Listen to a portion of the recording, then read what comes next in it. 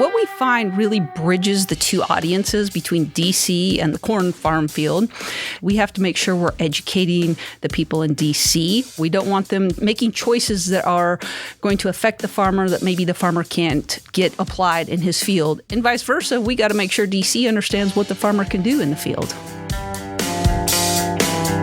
Hello and welcome to the Cobcast, Inside the Grind with the National Corn Growers Association. This is where leaders, growers, and stakeholders in the corn industry can turn for big picture conversations about the state of the industry and its future. From the fields of the Corn Belt to the DC Beltway, we're making sure that the growers who feed America have a say in the issues that are important to them, with key leaders who are shaping the future of agriculture. So make sure you're following this show in your favorite podcast app and sign up for the National Corn Growers Association newsletter at ncga.com. I'm Dusty Weiss, and today we are talking farm inputs from nutrients to crop protection, as well as innovations in corn genetics.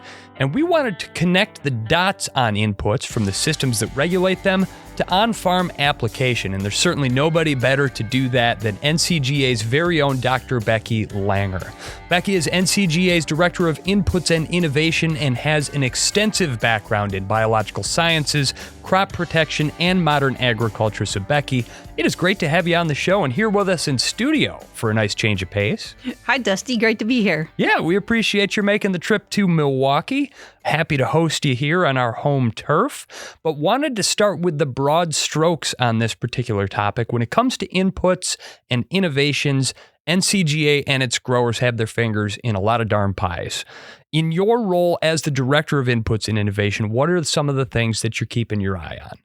So when we think of inputs and innovation, we typically break those into three large buckets: crop protection tools, nutrients, and seed innovation. And then we like to connect the dots to what are the farmers interested in on those topics. And that can range anywhere from mitigation practices coming with ESA, precision technology and application methods, things like digital labels that are coming in the future. So they have a lot of interest in many different things. And what we like to do then is connect the dots from those tools and technologies to those dots of interest. And then we watch for overarching themes like the Endangered Species Act, revisions that we're seeing unfold, Make America Healthy Again, or even topics like soil health. So Dusty, today, why don't we focus in on endangered species to kind of hone this talk in a little further? Absolutely. You used one of those three-letter acronyms, and we love those so much in what we do here. But the ESA, the Endangered Species Act, it's been on the books since 1973, and it established regulatory framework for the connection between the tools that we use in the field and the folks who regulate them. That is a really, really long string between those two things. But what do farmers need to know about this?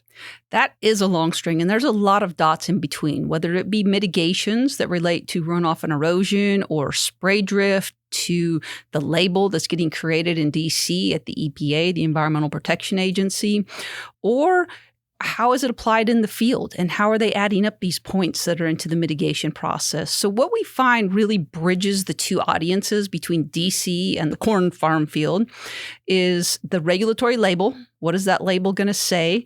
And then the education process. Education is very twofold. We have to make sure we're educating the people in DC what happens on the farm. We don't want them making choices that are going to affect the farmer that maybe the farmer can't get applied in his field. And vice versa, we got to make sure DC understands what the farmer can do in the field.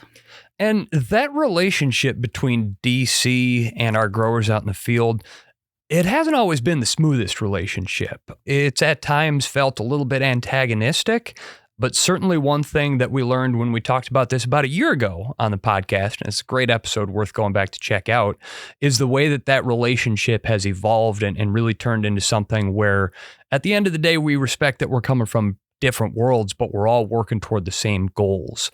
Can you give us a little bit more background about how we got to the point that we're at right now, the way that this piece of legislation has evolved over the years and been put into practice by the Environmental Protection Agency? Sure. When we talk about the Endangered Species Act, it was set up more than 50 years ago. Now, what happened a few years back is that the environmental non-government organizations, kind of the activists who are opposed to pesticides, they had sued the Environmental Protection Agency and found a logistic administrative process that hadn't exactly been followed the way maybe it should have. And so the way that it was written under the legislation. Yes, absolutely. Yeah. And so the EPA has had to really overhaul the process on the way they're going to provide regulation with respect to pesticides to the Endangered Species Act. And that's what we have seen roll out over the past couple years. And so it all started with what they call the herbicide strategy.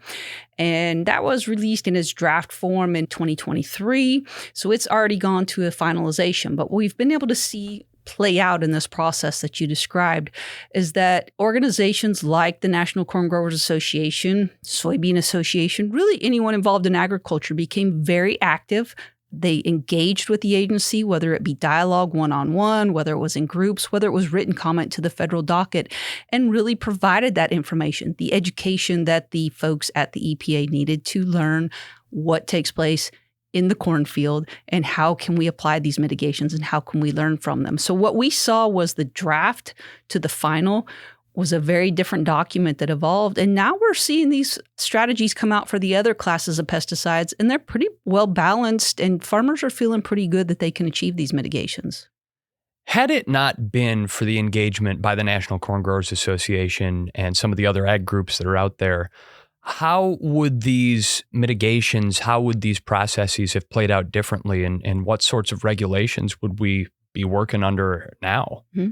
Well, one specific example that we can talk about is the endangered species maps. This is an excellent example. When the first strategies came out, the herbicide strategy came out, they referenced the Fish and Wildlife Service species range maps. Now, these are maps that are created for any species that was endangered or threatened over time. The key here is these maps are a historic map. They're where the species has been seen throughout history. That could be very different from today. And so when the strategy first came out, it referenced these species maps, which meant that there would have been the potential for pesticide use limitations through very broad swaths of land that affected not just corn growers, but all kinds of agricultural systems throughout the United States. So what came through the process of comment and dialogue of working with the Environmental Protection Agency was that they developed a process for what they're calling a core map, a species core map. This is going to be a refined process to where the species are currently known to be. And so they're seen on average for the core maps that have been done to date, on average a 90% reduction of the land that's being affected by this. So the core maps are 90% smaller. Now, we need to take this with a grain of salt. Not every core map coming out is going to achieve that grade of reduction because the species probably most affected were done first. And so you're seeing the greatest. And so by the time we get down, there's 1,600 species approximately. By the time we get to species 1,600, it might be a 1% reduction because it's the last on the list. But we're able to refine the amount of land that's going to be affected by the Endangered Species Work Plan implemented by the Environmental Protection Agency. And of course, that vibes really well by what we're trying to do in agriculture more broadly now, which is refine the way that we use these tools, be more precise in the way that we apply them and all of that. But what else can you tell us about the frameworks that EPA is using now and what that means for farmers? Mm-hmm. So overall, there'll be 5 pesticide strategies. There's the herbicide strategy, which we spoke of, the insecticide strategy, a rodenticide strategy, a vulnerable species strategy, and those are the species most vulnerable to pesticides. And that's really the ones that have seen the core maps done the soonest and have already been completed.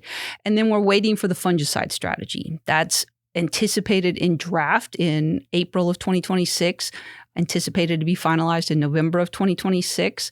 And so altogether, there'll be 5 strategies that are applied as the EPA begins a new registration or a registration reevaluation process. They'll begin to implement these policies. So these strategies will be implemented over a 15-year period. There's not a light switch that's going to switch it on and off, or it's going to come in tomorrow and the growers have to do this for all the pesticides on their farms. We'll see activities over the next 15 years.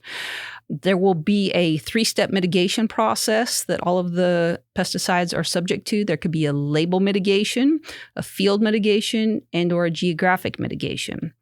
Now, the label mitigation, that's what's going to be stamped on the label and would apply to any user of that product. Something like, don't apply if it's going to rain in the next 48 hours. A field mitigation is where the label will direct the grower to EPA's mitigation website, and they'll be instructed if it's for runoff or erosion to achieve a certain point total. So they'll get to select from a menu of things they can do on their farm. Maybe it's no-till, maybe it's no irrigation. And there's different mitigations for different types of cropping systems that they'll work on. If it's a spray drift mitigation, the grower will be instructed there's a certain buffer distance they need to achieve. Maybe it's just for example, is 240 feet that they need to maintain to sensitive areas. They then would go to that mitigation website and they could reduce their amount of distance by certain activities on that website. So a percentage reduction. So essentially, we've got a little bit of homework to do here as we're implementing these things, working through the process and seeing exactly what we need to prescribe to make sure that it's being used in a way that is environmentally friendly. Yes, there will be an education process. We should finish just on the geographic mitigation, though, because it'll be an important one, too.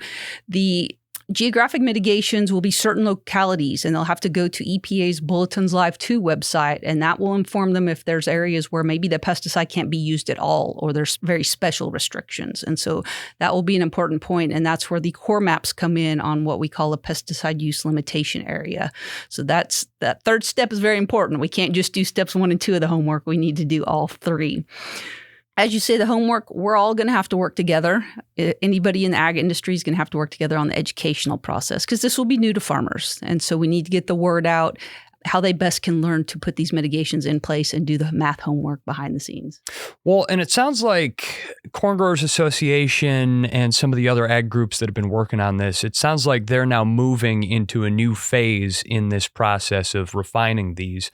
And I would imagine that part of that process, at least, is going to be educating the growers and providing them with the resources that they need to make sure that they can get this done and do it right from the first, right? Absolutely.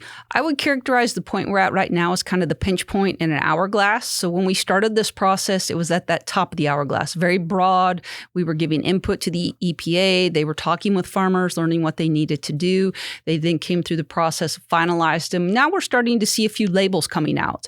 So we're getting an idea of what those mitigations are going to look like on the label and how they're going to be applied in real life. And so what state pesticide control officials tell us, state departments of ag, pesticide educators, they all indicate it's hard to train growers until you actually have a label and you have some enforcement mechanisms on the backside of that. So we're right in that pinch point right now, waiting for these labels to come out. Just a few are finalized.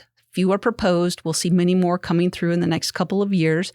There is a national education forum anticipated for Q1 of 2026, and that's going to bring a lot of different people together from the industry. National Corn Growers is anticipated to be there. There'll be other commodity associations. There'll be the pesticide educator associations. There'll be the state departments of ag, and that will really be the kickoff, I think, to what we'll see as the grower education campaigns after that. And we'll see that funnel then open up wide where everyone can play a role in helping to educate growers, learn how we can best educate against this and make sure we're all following that label, which is the law. And that's just it. I mean, if you had a piece of advice for growers on this, I would imagine that part of that comes down to patience and maybe just a little bit of understanding as they're working through this, and probably as well that they need to expect that the local enforcement agencies are going to have some patience and understanding with them too. We're all learning a new dance here. Absolutely. It's a new process for everyone. So as usual, reading and following the label direction is the most important component.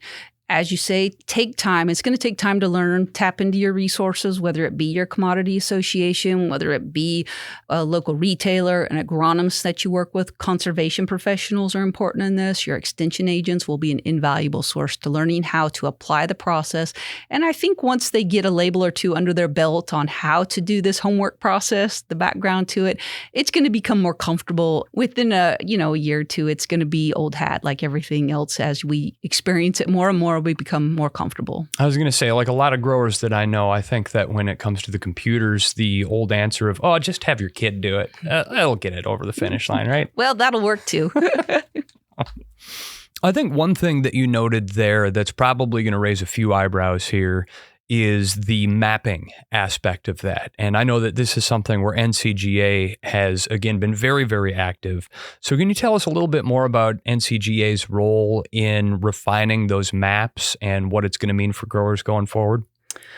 The EPA has created a public process where any individual or organization across the United States can check out a species to create one of those refined corn maps from. And so national corn growers absolutely wanted to be involved in this process, support our growers, but we had to prioritize which species we need to look at. There's 1,600 species out there, which are the most important to corn growers. And so I went through and I've prioritized the different states. We want to look at our 27 member corn states where the most corn is grown. And when I did that, it listed 1,221 species present in all those states. That's all, just a few. Now, the key was, though, that 20 states had species that were unique to that individual state. So those wouldn't be high on the priority. We'd work on them if the state comes to us and wants to work on that together. But really, for NCGA, we wanted to focus on the ones that are going to affect the most corn states. So we were able to narrow that down to 447 species when we looked at what was duplicated amongst the different 27 states. I prioritized our 447 in the 27 corn states as either high or medium priority. And that meant they were present in maybe greater than 50% of those states. So that quickly took us to 39 species. Only 6 of those were available for checkout on the EPA's Corn Map website because they're going to roll those out over time. So 6. Yeah. Quickly narrowed those down to 3 because we wanted to focus on those most affected by ag. So there were 3 species: the rifle shell clam, the club shell clam, and the American chafe seed plant. And so currently, National Corn Growers is working on the American chafe seed plant and the club shell mussel. Now, it's important to note that NCGA ourselves is not doing these maps. EPA requires you to work with an expert modeler. And when you check out the species for the map process, you have to name who your modeler is. So this just means that you or I can't go down the street and create a map. It's going to take an expert to do this, so we make sure the results are valid. And so our mapping is in progress, and we'll be contributing to the outcome here on the refined corn maps. Well, that's fantastic. And just another opportunity to have a hands-on approach to really helping these maps work for everybody that's out there. So can you give us an example then, Becky, of how that kind of plays out in practice? Yes. So one of the early corn maps done was the Pashik skipperling. This was historically noted to be on 268,000 acres of the species range map. But when now, pump the brakes a second. The Pashik skipperling. What do we know about this little critter? Well, the Pashik skipperling is on the endangered species list. It's a very small butterfly that's out there. Okay. It's one of those little guys that you see flitting around in the tall grass. Absolutely. So when we got to the refined corn map, it was a range of 770 acres. So that was a reduction of approximately 267,000 acres that were removed from possible restrictions and mitigations within this pesticide application of endangered species. Huge reduction. Yes. Absolutely. No, and that is why NCGA and growers care about the corn map process. Mm-hmm. It sounds like, I mean, obviously you've had your hands in this for a while and you've had the opportunity to get a lot of work done already. And I mentioned this earlier on, but I can't say it enough. It came up in our discussion when we talked about this last year. I'm struck by how important good faith is in these discussions that we have with the EPA and the regulators. It seems like this conversation seems to have moved on from the old ways where it felt like the folks who regulate these products treated the people who use the products like they were just spraying them willy-nilly all over the place. And it felt like to the folks who use the products that the regulators were just trying to be in their business all the time. How has having everyone on the same page really helped to move this process along? It is always important to work together. Relationships can only evolve if you're working together, really. You've got to be talking to one another. And I think that's the most important point, is we have to continue talking. If something doesn't seem fair or you're in too much of a business, you got to let that be known, and you got to come with solutions, though. I think the problem is when we just say, that's wrong, we can't do that. Well, why can't you do it? Let's discuss this, and what maybe can you do? And that's where things like field days, where we host growers and people from the EPA on the same farm, where they can answer questions and talk to one another, that's critical as we move forward. Yeah, having a real face-to-face conversation instead of shouting at each other through press releases, it makes all the difference in the world. It's cool to hear. Wanted to switch gears a little bit and talk about another area that NCGA is working in when it comes to inputs: precision agriculture, which helps farmers use pesticides efficiently and safely. Yeah, so there are a lot of questions. The precision application is a really exciting new area. There's a lot of interest in it, but there's also a lot of questions. One, cost is sometimes makes this equipment out of reach for many growers, particularly in tough market times. But also, they're new technologies. We just don't know everywhere we can use them, how we can use them. So we still continue to invest in research to understand this. One of the projects we're looking at right now is a smart spray technology project, and this is designed to evaluate the feasibility of the smart spray technologies for season-long weed management programs by providing timely, accurate, and safe herbicide applications in the cornfields.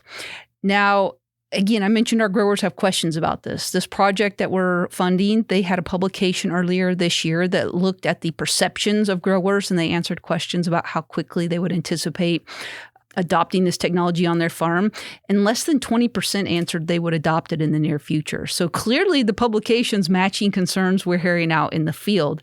And so as we move forward in the 2025 season and further, these researchers will continue to focus on the impacts of pre-emergent herbicide selection, and then are there potential savings as the season progresses. Additionally, they're going to focus on things like boom height, nozzle selection, and buffer activation. And you can imagine how items like buffer activation, and this means that the nozzles turn on and off as they near sensitive areas.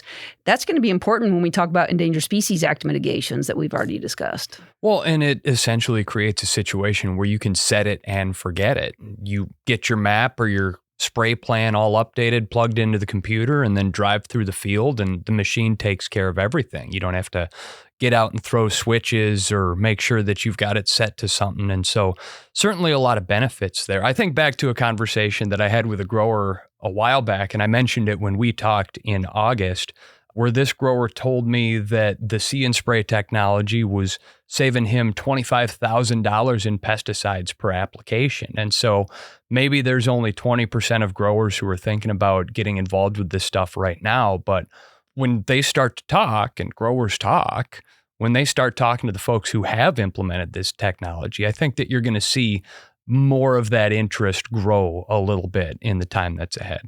Yes, I think interest is going to grow. You've heard stories of savings. We hear that too. We hear areas of difficulty, maybe internet connection. And so there are equipment manufacturers working on cloud connections. And, there's a lot of room for this technology to improve over time, just like any technology that we embrace in our lives. And so we'll see a lot of adoption in the coming years.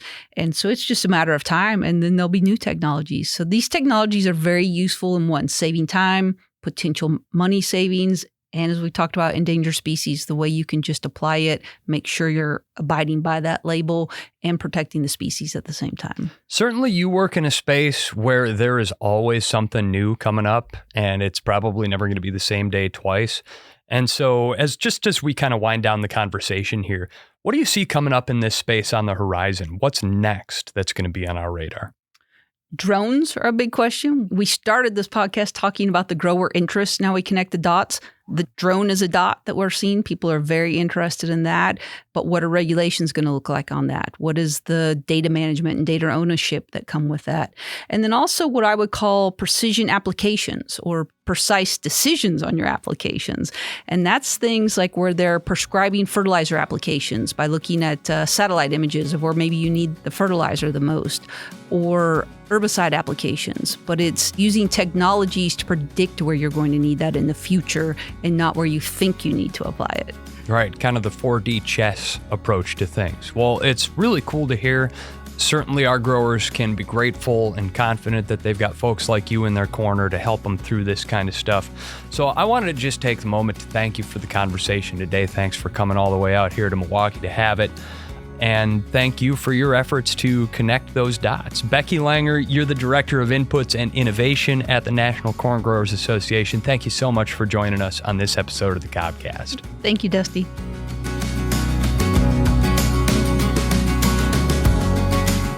And thank you for listening. We hope you'll join us again next month for another episode of the Cobcast, Inside the Grind with the National Corn Growers Association. If you're on X, you can follow @NationalCorn for more news and updates from NCGA.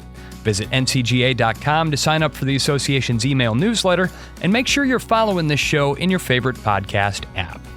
The Cobcast is brought to you by the National Corn Growers Association with editing by Matt Covarrubias, and it's produced by PodCamp Media, branded podcast production for businesses, podcampmedia.com.